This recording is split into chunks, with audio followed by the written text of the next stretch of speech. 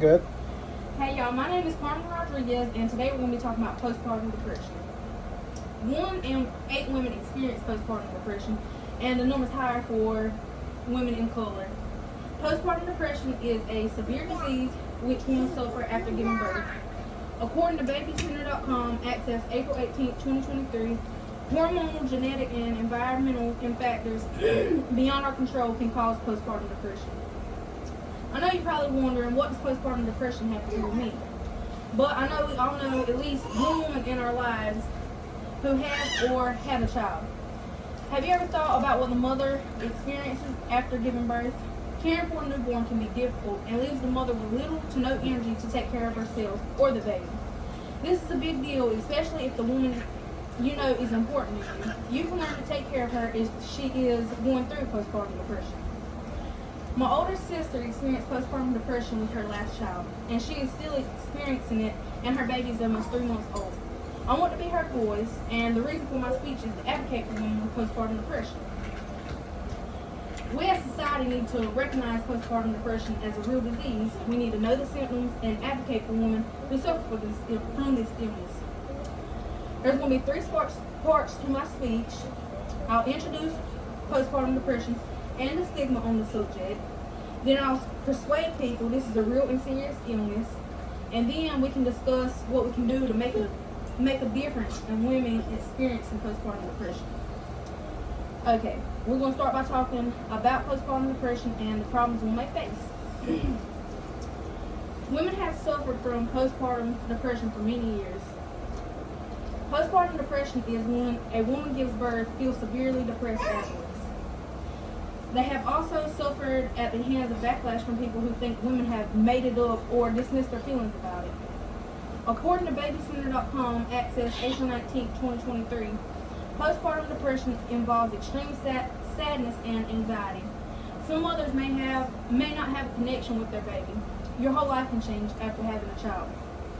According to Let's Talk Stigma.org, access April 19, 2023, postpartum depression is dismissed by family members, and they say it's related to a lack of sleep.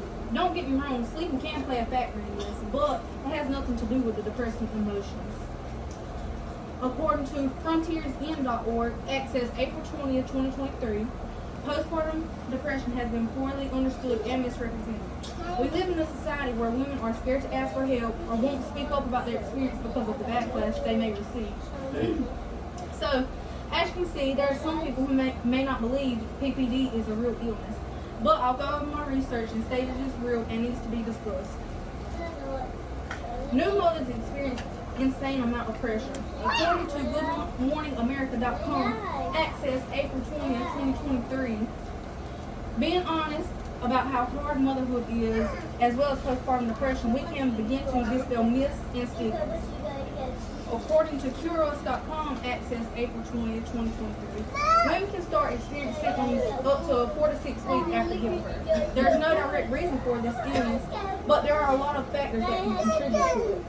Lack of sleep, lack of help, stress during and after pregnancy, and significant changes or drop in hormones after the delivery of your child. According to WebMD.com, access April 21st, 2023, the estrogen and progesterone women produce naturally increase 10 times during pregnancy. After giving birth, they drop drastically and fast and can be a key factor in postpartum depression. According to MayoClinic.org, access April 21st, 2023, postpartum depression is not a character flaw or weakness, simply a complication after giving birth. Postpartum depression has made my sister feel like the days aren't sunny. She experiences sadness and mood swings. She cries sometimes out the blue. I don't need 10 articles to tell you or me that postpartum depression is real. Someone I love is experiencing it, and I will be there for her every step of the way. Society as a whole needs to know and recognize postpartum depression. So, if you know anybody who has recently gave birth, check on them. They need someone there for them. It makes it easier. Women need a good support group if they're experiencing postpartum depression, whether it be their significant other, family, friends, or whoever. Having a good support system will increase your chances by 5% of not experiencing PPD. They just need someone to talk to, so be prepared to listen. We make conversations safe and let the mom be able to express and share her feelings. Let her have the floor, don't talk over her. Don't say what you can do to help, just help. Actions speak louder than words.